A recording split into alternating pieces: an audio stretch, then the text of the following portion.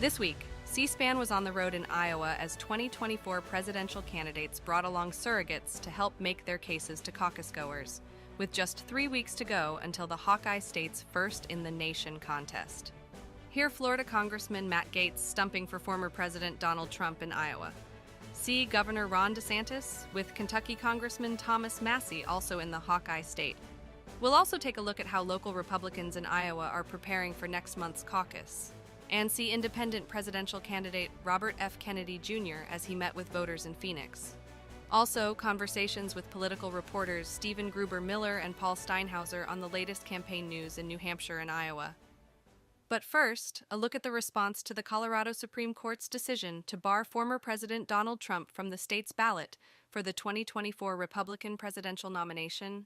The former president himself released a statement calling the decision, quote, completely flawed. He went on to state, quote, "We have full confidence that the U.S. Supreme Court will quickly rule in our favor and finally put an end to these un-American lawsuits."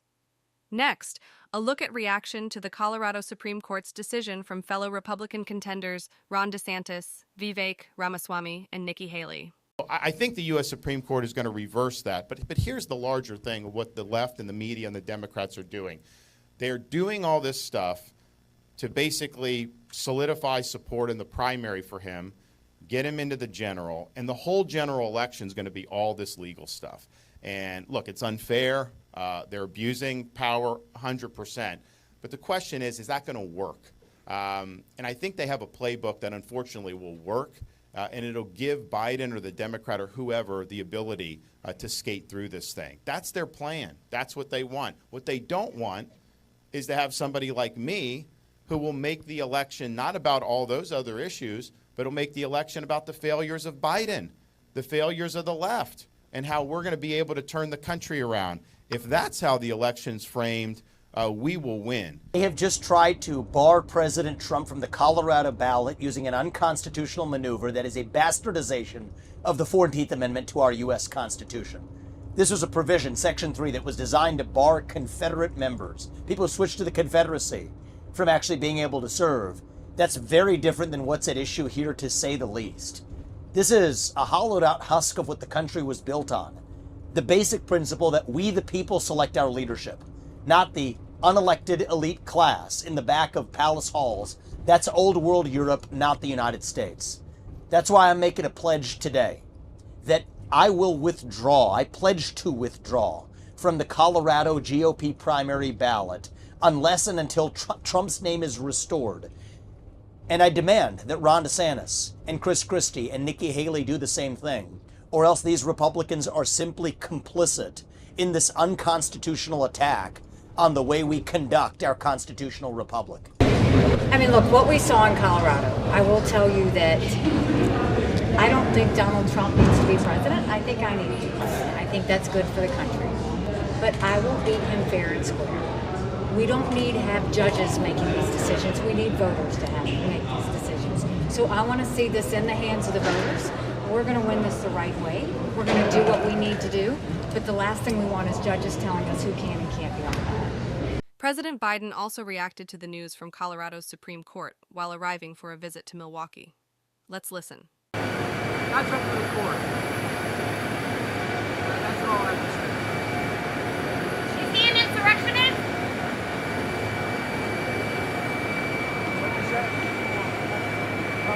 Is Trump an insurrectionist, sir? Well, I think certainly it's self-evident. You saw it all. Now, whether the 14th Amendment applies, I'll let the court make that decision. But he certainly supported an insurrection. And no question about it. None. Zero.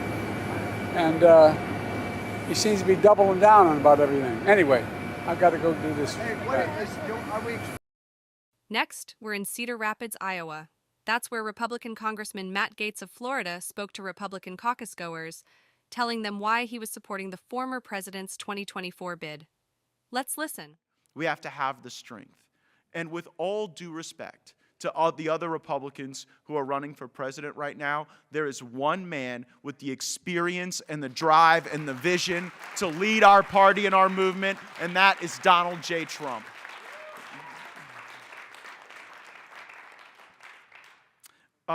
How did it get this way? How did it get this way, where these agencies were turned against us, where our budget was not in any way in line with our thinking about how to appropriate dollars, where our border was exploded? The reason it got this way is because Washington, D.C. is a fundamentally corrupt place. And for far too long, it's been the same special interests in big pharma and big business and big banks and big tech that have bought off the people in both political parties. And so it's mattered less who's in control of what branch or what body or what caucus, because far too many of the people in Washington, D.C. are working for the same special interests. And that is why President Trump is so dangerous to them, because they know he cannot be bought. He cannot be corrupted. He cannot be persuaded. Because in Washington, D.C., first they try to buy you off, then they try to compromise you, and then they try to destroy you. I know, I've been through it. And what I can tell you is, like President Trump, when you come out the other side, you are stronger, and you have the armor of God and the vision and the capability to go forward and dismantle these systems. That is why I'm so enthusiastically for President Trump, because he sees it, he knows it, he gets it. And when you observe all that they're putting him through, it just makes me want to rededicate myself more. When I see the phony charges, when I see the misuse of the criminal justice system, when I see them try to bankrupt and jail this man, it makes me want to book that next trip to Iowa. It makes me want to make sure that I call 10 people to come and caucus. And that's what we have that these other astroturfed movements don't have. We are the ones. We are the people. There's no other group coming to save this nation. We have to unify as patriots, and we have to know the stakes and what is before us. Ginger and I travel all over this country to encourage our America First brothers and sisters, and we do it on the West Coast, the East Coast, all over. And in some places, people wonder how they can have a role. Maybe they don't have a really swing Senate district where they live, or maybe there's not one of the most important congressional contests there, and so they really have to think about how to become digital warriors, or maybe donate financially to a campaign that's in another part of the country. But you are right here where all the action is, at the tip of the spear. And here's what's going to happen on caucus night. We are going to be either a divided movement, a divided party that will stumble off into New Hampshire and South Carolina and Super Tuesday, with Republicans spending tens of millions of dollars fighting each other, while the Democrats just continue to prop whatever version of Joe they have up and trot him out on the stage. Or you can deliver such a resounding victory in the Iowa caucuses that we acknowledge that this is a specific moment for a specific man, and that our party and that our fellow conservatives and like-minded independents and Democrats will join with us to get the nation back. And that is what we need. And we have a president right now who has invited all of this misbehavior around the world because he is so weak and so feeble and so disorganized and everywhere. President Trump, he was a little more unpredictable, and he used a sharp tongue, but he kept these dictators around the world on their best behavior. And that's what a strong leader can do. And that doesn't make him a dictator. That doesn't make us extremists. That just means that we love our nation as we should, and we are willing to fight and do whatever is necessary to protect and defend her. So what I need from all of you at the tip of the spear, at the front line of this fight, with the first most dispositive voice in this upcoming caucus contest, go out there, recruit 10 captains that can recruit 10 other people to commit to show up in caucus. My only worry is low turnout. I don't want our folks, I don't want our fellow patriots thinking, well, a caucus is a little different than an election. I don't know how that really works. I don't know what I have to do. Do I have to give a speech? Remember, the other side right now, they're so nasty, and they're so vile, and they're so off-putting and odious with everything that they're trying to do to cancel us online, to hunt us in real life. And so in these days leading up to the caucus, you are our brand ambassadors. You are carrying the Trump brand as you go out and recruit these captains and get these caucus goers. And so be inviting. while things are challenging and we have to turn them around, this is the team that's going to do it. And I am so very proud to have all of you on my team. Thank you for letting me fight for you in Washington. Thank you for all you do for the Hawkeye State and for President Trump. Let's go caucus. Let's go win. Let's get to that 75% and let's go get them. Thank you all so much. President Trump, we appreciate you guys. I don't want to do all these things, shut her down. Well, we got to be willing to say no. I know. Yeah, that's right. Hey, how are you, man? Good to see you. Nice to meet you. Nice to meet you. What's your name? Bo. Bo. Yeah. Squeeze in a little there now. There we go. That'll be good. I think I got you. Make sure it's okay. I'll redo it. Can you take one once he's looking? When he says signing? Where's home for you? Amana. Oh, all From right. Iowa City. Thank you. 1, 2, 3. Okay. Thank you so Terrific. much. Well, I thanks for appreciate coming that. out. Hi, how are our representatives doing from Iowa? Well, I tell you, I'm a huge fan of Senator Grassley.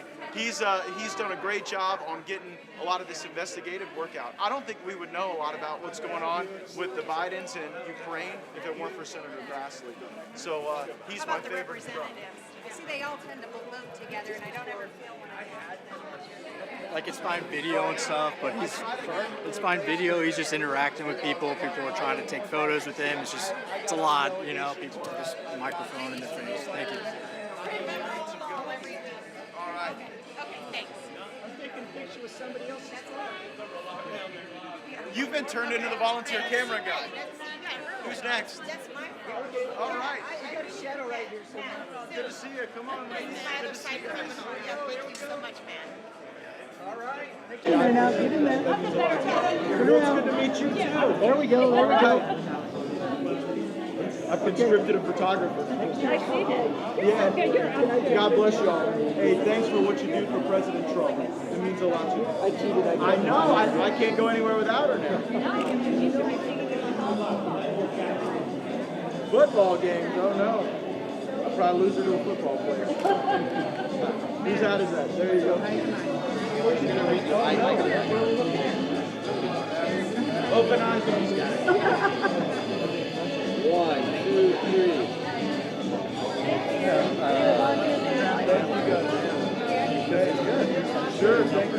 Because he's good. 1, 2, 3.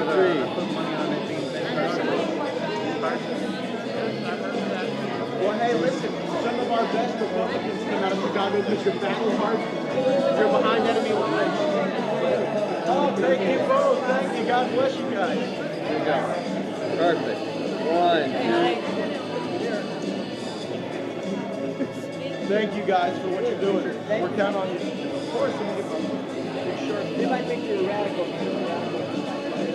Well, I think the rest of them. You know, I think it's pretty radical. That's what they've been doing. Oh yeah. Well, thank you. Thanks for giving me a chance. We've been with Trump. Good. Well, you got good vision. Hey, thanks. Good being here. I appreciate what you said about interest rates. I mean, classic economic theory is that interest rates don't push price. It's so obvious that interest rates, that increases the price of everything. Yeah. So, I mean, how do you fight inflation? I mean, increasing production. Well, it's And I mean, we've got. if you was here now, but if you was right, I mean, if you're printing $2.2 trillion every year and out there selling their bonds, that's going to have to bond market. That's why you see American downgraded. And every time you see America downgraded, that's regular Americans paying more on that car loan, on that house loan, on that credit card bill. Let's get a photo, brother. 1, 2, 3. Thanks for coming out. Oh, thank you. I'm going to tell Tim he's got fans out here. Governor Ron DeSantis also brought along a surrogate to the Hawkeye State last weekend. He was in Johnston, Iowa, along with Kentucky Congressman Thomas Massie, who told the crowd why he was supporting the governor's presidential bid. Let's listen. I think this is the first presidential candidate who has ever come out in favor of legislation that would limit his power as a president. I mean, that is remarkable.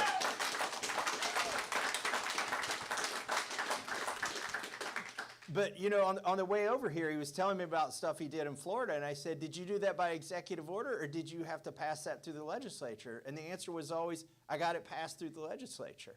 And that's, I mean, that's the hard work. That's the hard way of doing it. but it sticks. Everything that you've done that you put through the legislature will be in place after you're gone. And that's what we need. He mentioned the REINS Act. That actually, we debated that and had a hearing on that in my subcommittee, in the Judiciary Subcommittee. Jim Jordan wanted me to chair the subcommittee on antitrust. And I'm like, yeah, that's kind of complicated law. And isn't that the government going in and punishing, winners and losers, or picking the winners and losers? He says, I'll rename it to the subcommittee on administrative law, regulatory reform, and antitrust. And I said, administrative law? That's like 95% of the government? You're going to give me jurisdiction over that? So I took it. And he's like, yeah, Massie, you can have hearings on raw milk or whatever you want. So I've been doing that. I've had a hearing on the fact that 4 meat processors control 85% of the U.S. market. And I've got a bill to fix that, to empower, not by going in and busting them up and having the government sit there with guards and say, are you colluding, but by giving small processors and farmers and consumers the power to get the USDA the hell out of their lives. Another thing we'll do that is kind of like, because the administrative state has been unaccountable, you have like the Department of Education has like SWAT teams and stuff. We are going to eliminate that nonsense. I mean, they should not be militarized. They're politically weaponized, and then they're militarized. Like, that is totally unacceptable. So you're going to see these IRS agents, Department of Education, like, that is just a non-starter with me. They should not be wielding that power. Governor, I wanted to tell you, as soon as I heard Congressman Massie was endorsing you, that guaranteed my vote for you. And so I just want you to know that. To all the Ron Paul and Rand Paul caucus goers, and also there's a lot of liberty lovers in New Hampshire too, what's your message to those voters that if you just wanted them to know one thing about you before they voted? Well, I'll let Thomas answer that, but I think what he would say is that, we're talking about Second Amendment rights, very important. We talk about other things, but when was the time where our rights were most in jeopardy? It was during COVID. And who was willing to stand up? Very few. I was one of the ones that was willing to stand up, take the heat, take the attacks, to make sure that my people were able to work, go to school, and to be able to make their own decisions. We banned vaccine passports in the state of Florida. We banned COVID vaccine mandates on employment. And we made sure that that wasn't being weaponized against people. So I think in terms of liberty, that was the #1 threat to liberty that we have faced, and certainly in my lifetime. And very few were able to stand up. And not only did we stand up, we beat Fauci on all these things. We made Florida the free state in this country. So my gateway into understanding the Constitution was actually the Second Amendment. And by the way, if you all didn't have constitutional carry, I wouldn't have come here today. But so thank you for getting that passed, okay, you guys in the legislature. But my gateway was the Second Amendment, and it was always my litmus test was you ask a politician about the Second Amendment, and if they start out their sentence with duck hunting, meh, I am not voting for you. I like duck hunting, that's great, but that is not what the Second Amendment is about. And if you don't understand the Second Amendment, chances are you don't understand any of the rest of that document, okay? That's still, and Ron gets it. But my litmus test is now different. After COVID, the day before they started 15 days to slow the spread, I could see this coming down. And I tweeted, I said, I fear that the infringements of our liberties in the next year are going to be greater than FDR's internment of Japanese Americans in camps. Now, I did that to kind of upset the Democrats and remind them that, like, the tyranny came from their president, right? So they got mad at that, but unfortunately what I said was true. Like, all of our, and there still are Republicans, there's still presidential candidates who don't get this. They do not. There's one presidential candidate who was responsible for perpetuating some of this tyranny, okay? And I was taking the brunt of that. And then there's some candidates, we don't know where they were when COVID happened, right? I think they were trying to sell drugs and, more data to the government on people. Okay, and then there are just people who went along to get along. Okay, all of those people constitutionally are disqualified for service.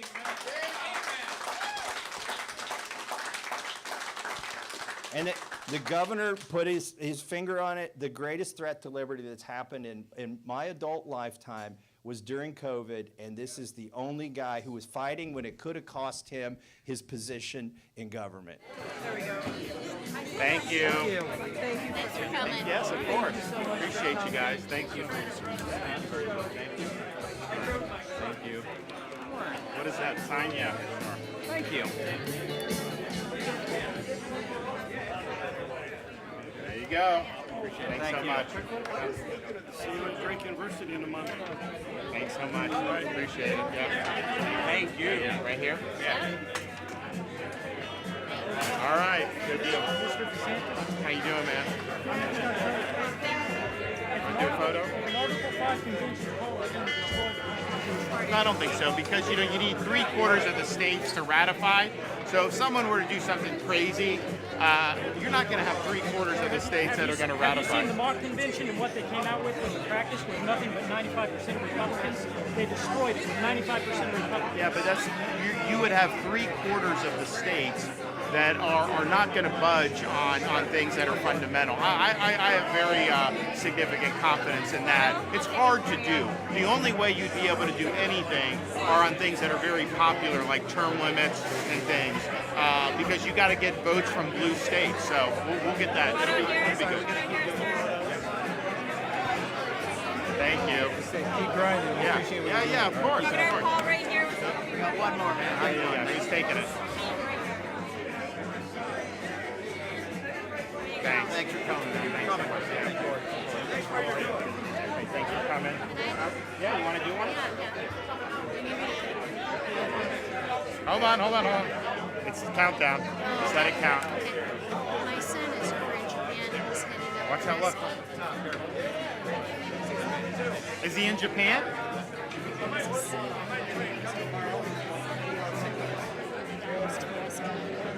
Oh, wow. Okay. Well, tell him thanks for his service.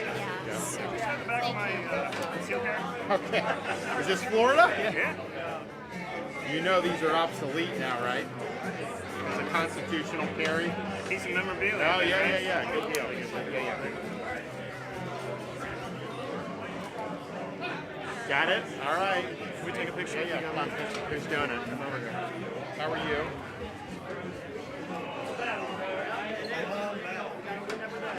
Thank you. Appreciate you guys. Thanks so much.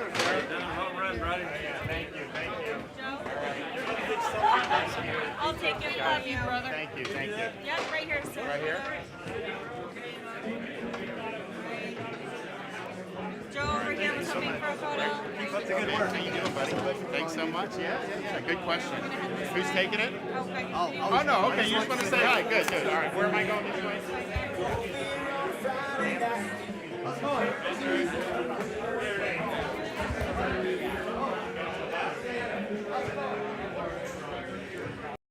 Congressman Massie spoke to a McClatchy News reporter following the event. He said it was possible that Governor DeSantis would outperform expectations, but likely wouldn't beat frontrunner former President Donald Trump in next month's Iowa caucus. Next, an interview with Stephen Gruber-Miller of the Des Moines Register in Iowa.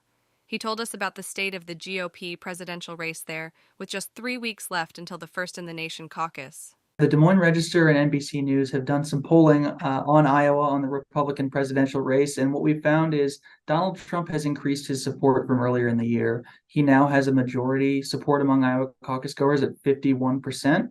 Ron DeSantis comes second at 19%. Nikki Haley comes third, close behind at 16%. Those are really the only candidates above 5% here. So those are the three who have some significant support in operations in Iowa going into caucus day. So we covered a couple of events with Trump and DeSantis surrogates out in Iowa from the past weekend. What's the role of those surrogates, and do Iowans care? Yeah, campaigns always want to point to supporters as proof that they're plugged into certain communities or that they're plugged into the state and the values that matter So DeSantis has dozens of legislative endorsements, and he has his biggest endorsement, Governor Kim Reynolds. And she's been out, she's cut ads for him, she's been out on the trail campaigning for him.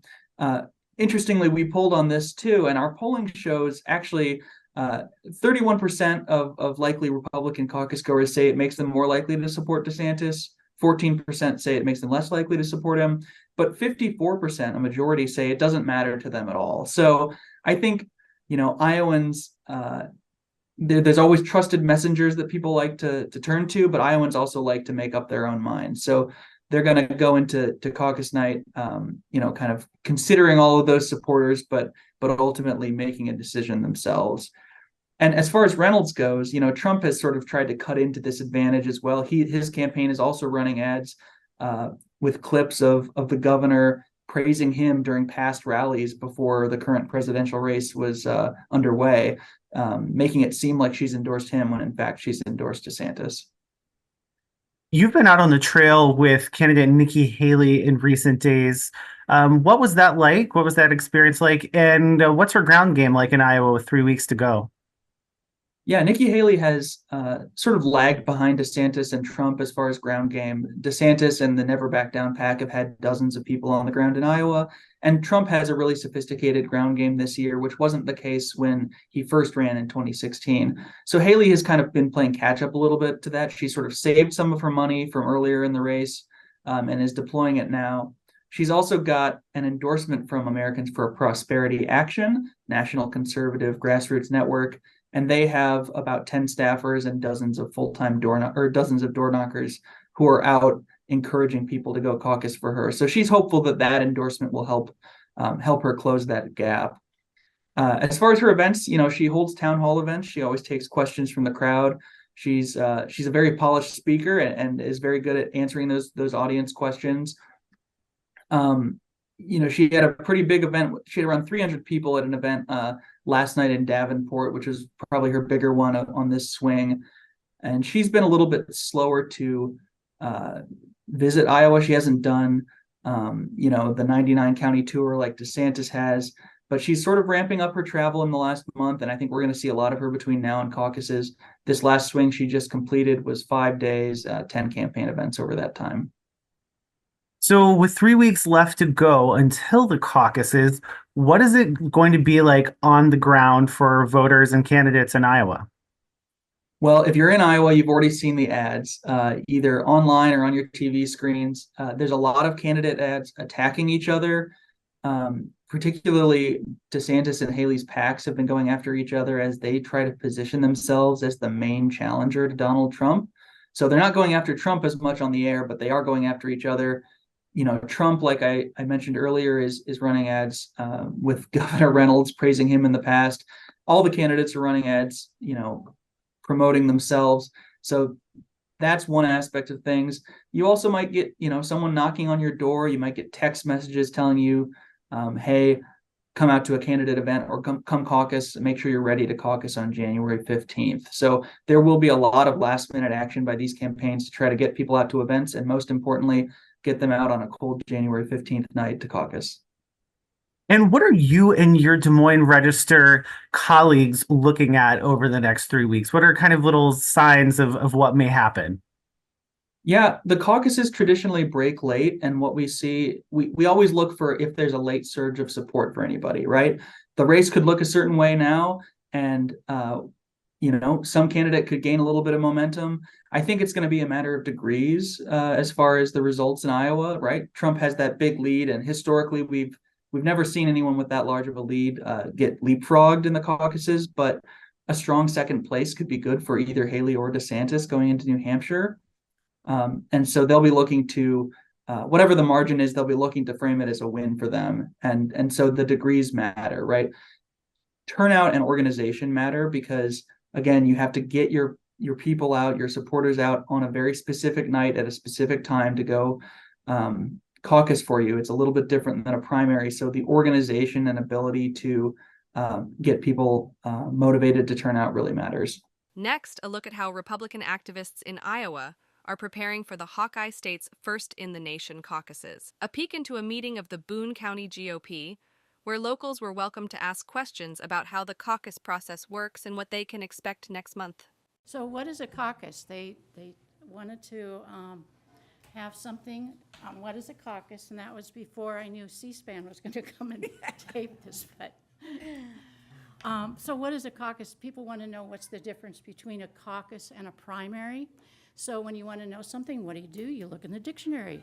A primary is run by the state, just like any other election. You go vote where you normally vote.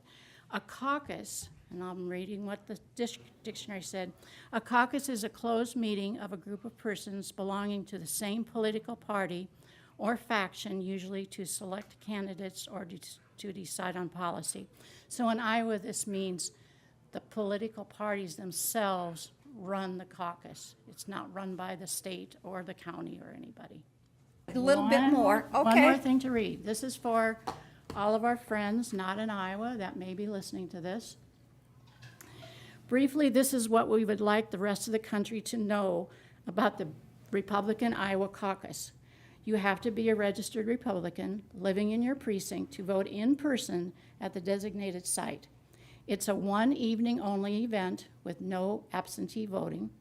We use paper ballots counted by hand. No one out of state can vote, although you can certainly attend as a visitor, such as the media. So that's it. Eileen, can I touch on a couple things? Sure. Okay. In regards to after I get done and I turn it over to the caucus, I think we should run through a little bit of what happens in the actual precincts. Okay. How that goes, if that's Okay. all right. Oh, yeah.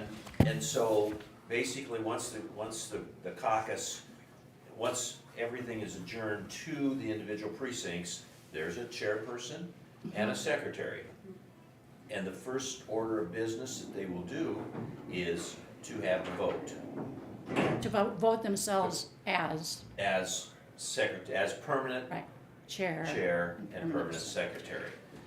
That way the chair, they have someone who's going to conduct the meeting, and the secretary is just as important, if not more important, because they're the ones that record all the information down as far as addresses, names, as who does whatever. Yes. You said permanent chair and permanent secretary? I thought it was temporary.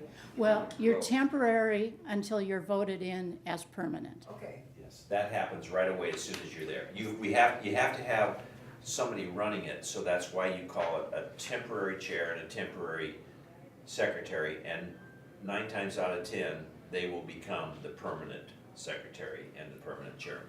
But you have to have a temporary one to get the process started, and then legally you vote them in as your permanent.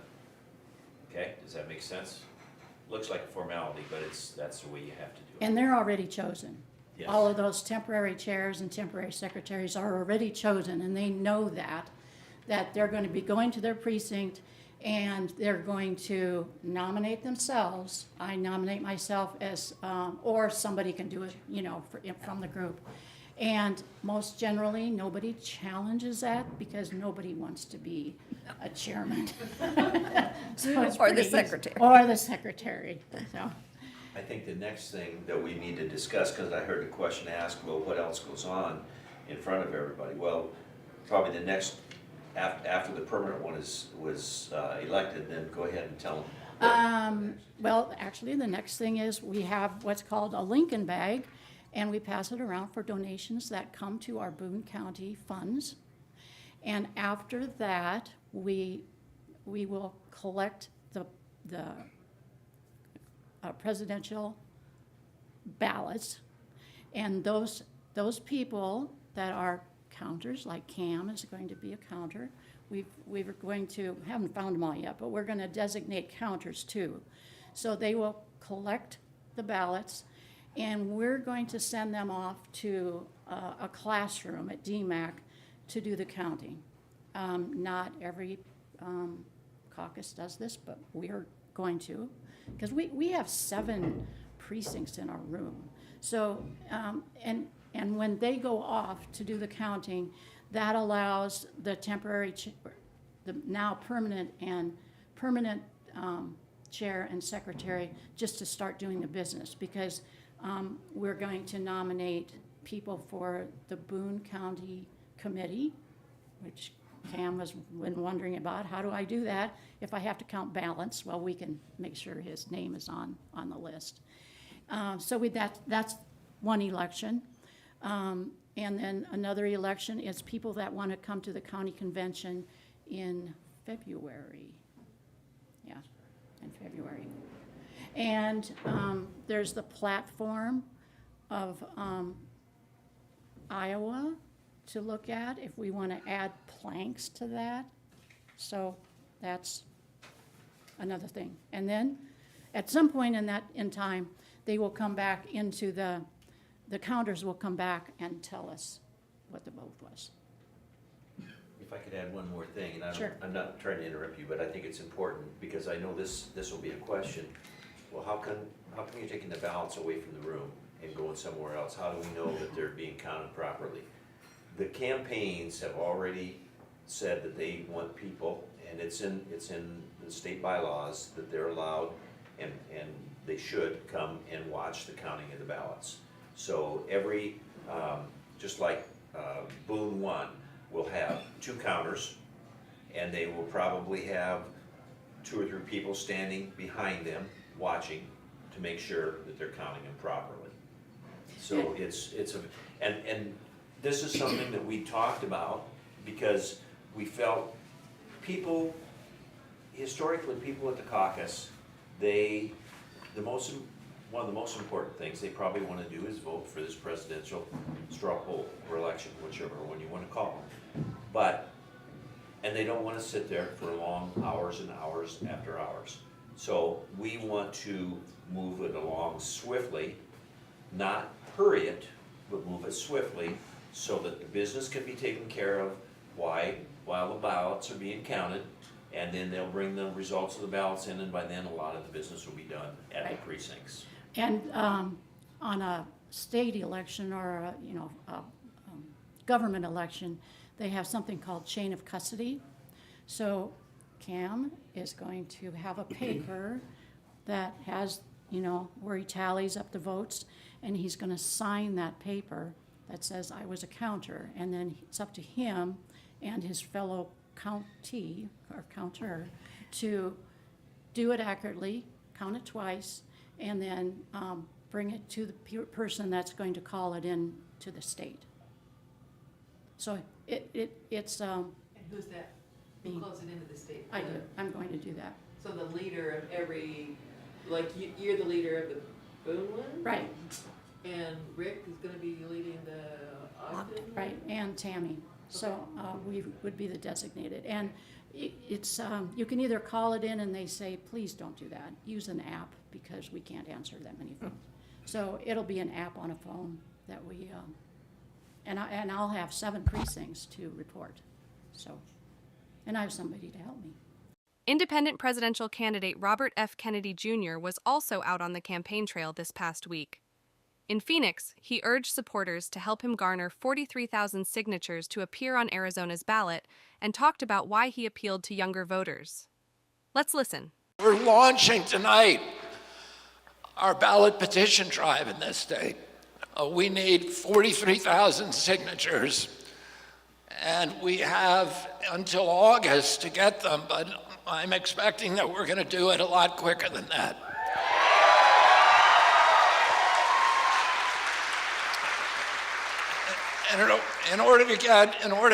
Prior to launching the ballot initiative, ballot petition drive in this state, we need to name all of our electors. And so we have a number, and those are the electors who a couple days after the election will go to the Capitol and cast their vote for me. And we got all those electors very, very quickly. They have to be people who are very trusted, who won't take a bribe, and who share the values of this campaign. And I want to thank all of our electors are here tonight, and I want to thank them.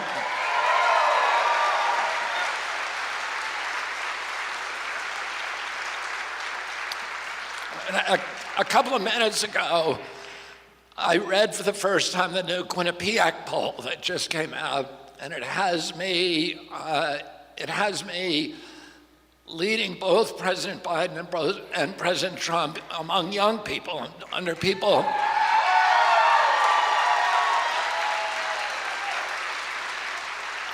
among people under 35, among Americans under 35 years of age.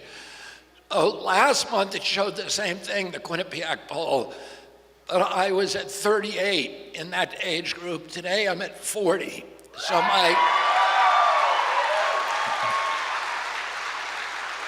the momentum is building. The Harvard-Harris poll that came out recently showed me it actually looks at a different age group, which is under 45. And I'm winning in that age group as well.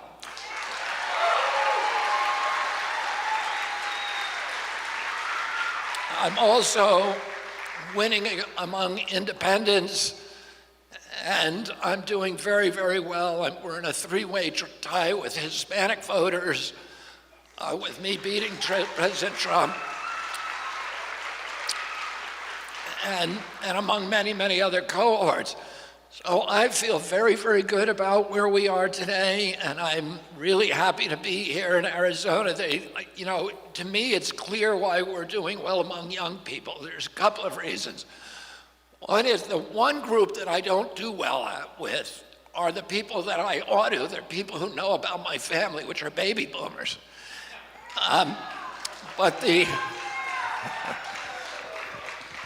problem with the baby boomers, I think, is that they get their news from MSNBC, Fox, and CNN. And whereas the young people are getting their news from podcasts and long-form interviews, and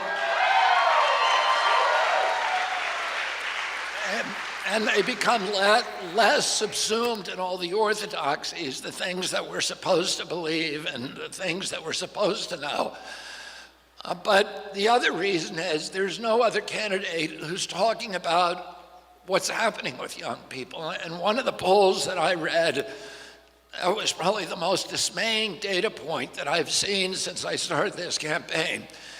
It was a poll in 2013 that asked young people, young Americans under 35 years of age, if they were proud of the United States of America. And at that point, 85% of them said yes. The same poll taken last month, 18% said yes. So somehow during the terms of the last two presidents of the United States, all of the young people in our country have lost their faith in the United States of America, their pride in our country, and they've lost at the same time their hope for their own future. And I have 6 kids at home, and I have 7 kids altogether. One of them is 39 and he's in a house. But the other 6 are between 20 and 30, and they all got good jobs. They went to the best colleges. They got good paying jobs, but they don't make enough to buy a home. And they're in better shape than most of their generation. But none of their friends is thinking of buying a home either. And for my generation, it was the essential promise of the American dream that if you worked hard, if you played by the rules, you could finance a home, you could raise a family, you could take a summer vacation, you could put something aside for your retirement on one job. There's nobody in this generation that thinks that that promise applies to them. This is the first generation in American history, at 20 to 30-year-olds, who believe that their lives are going to be worse off than their parents' lives. The American dream for them has become a nightmare. The Arizona Republic reported many of those who attended the Phoenix rally were looking for an alternative in a presumed rematch between President Biden and former President Trump.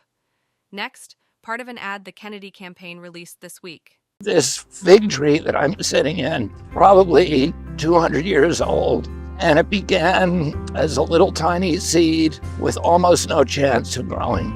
And yet it's grown into this mighty structure that dominates the waterway.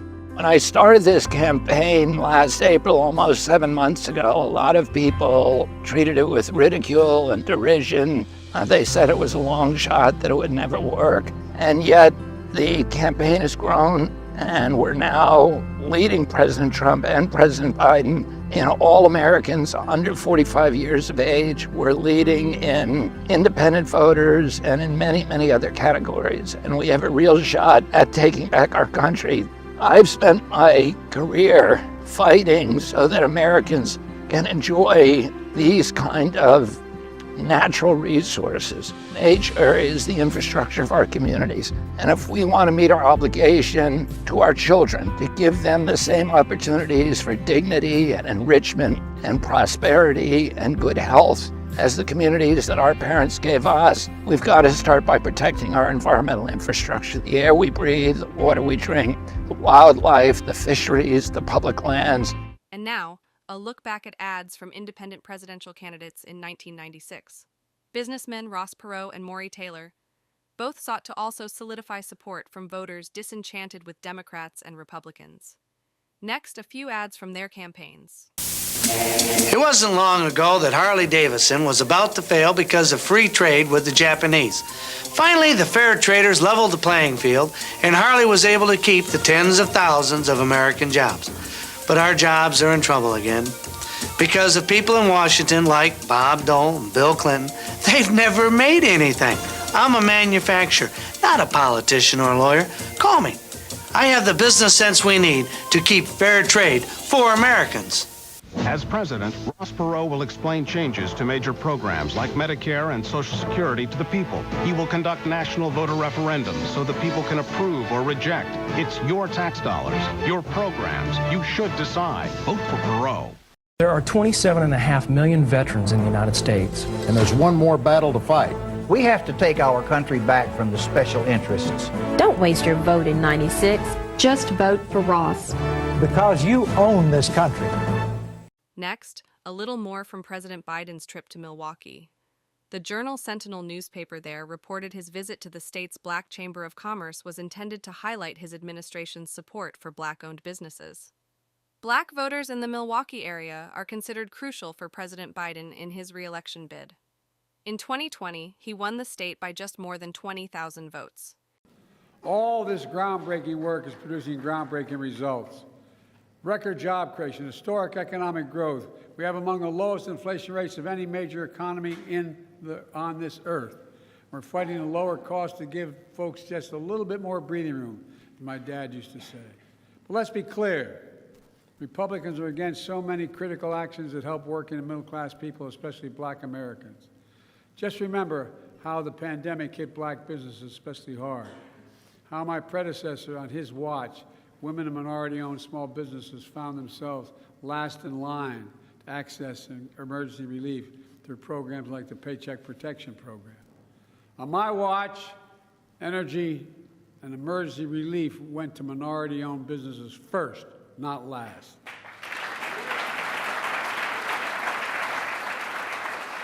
We also, when I came to office, we cut Black child poverty in half because of the child tax credit.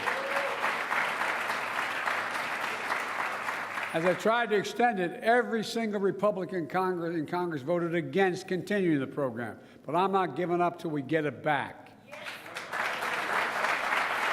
And by the way, all the data shows it saves the economy money. The spending on child poverty saves money in health care, education, a whole range of things. This is not down the drain. It generates growth.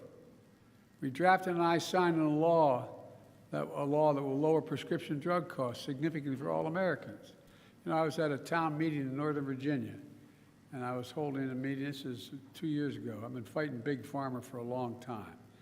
You know, if you go to wherever your provider of any drug you have to take, any prescription drug, and you decide you're going to buy it here in Milwaukee, or you're going to go buy it in Toronto, Canada, or Paris, France, or Budapest, guess what? You're going to pay 2 to 3 times as much for the prescription. Same company, same American manufacturer, same thing. Because Medicare pays for it in most cases. And guess what? We're not just if you're at the VA and you get the prescription drug, they negotiate the price with the pharmaceutical company. Well, they passed laws earlier, way on. I've been fighting it for over 35 years to say you can't negotiate, Medicare can't negotiate for drug prices and by the way, that's how they make enormous amounts of money. And by the way, every one of my Republican colleagues voted against this one. And now they're trying to cut Medicare, trying to cut Medicaid and Social Security. Your own Senator Johnson calls Social Security a, quote, Ponzi scheme. Are you kidding me? You know, from the time you get your first paycheck, you pay into Social Security your whole life. These are the same Republicans who enact tax cuts to overwhelmingly benefit the wealthy to the tune of $2 trillion additional deficit. There's also something else that's happening. There's some in this country who are waging a full-on attack of black economic opportunity. They're denying economic opportunity when it comes to higher education, starting a business, keeping businesses open. That's how you generate economic opportunity. You educate people. And folks, by the way, I went to the Supreme Court to eliminate student debt that was out there. And guess what?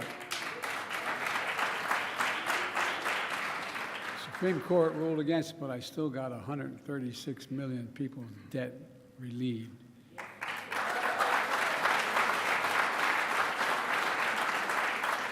Because guess what? The interest they're paying on that debt is something that prevents them from buying a home, starting a business, all those things. You know, that's on top of erasing black history and banning books, erasing black history and banning books. Did you ever think you'd live in a country, now all kidding aside, growing up, where we're banning books, book banning in grade schools and high schools? I think it's unconscionable. These attacks hurt all Americans because investing in black economic prosperity lifts everybody up. You know, we always believe diversity is our strength as a nation. I don't believe, as the former president said again yesterday, that immigrants are polluting our blood. The economy and our nation are stronger when we're tapping into the full range of talents in this nation. My administration is going to continue to fight these attacks, because everyone deserves a fair shot, just a shot. Let me close with this. You know, for all we've done, the real heroes of this story are you, the American people, not a joke, not a joke. Hardworking people like Rashawn of Hero Plumbing here in Milwaukee, and the thousands of towns all across America, these thousands of stories of revival and renewal, hope and optimism, because people aren't giving up. Pride in your work and your family and your town, pride in this nation. That's what I see, no matter where I go in this country. That's why I mean this from the bottom of my heart. I've never been more optimistic about America's prospects, America's future, than I am today. We just have to remember who we are. We are the United States of America. And there's nothing beyond our capacity if we work together, if we work together. And by the way, as I said, we're the only country in the world that out of every crisis, we've come out stronger than we went in. Remember who we are. God bless you all, and may God protect our troops. Thank you. Thank you, thank you, thank you.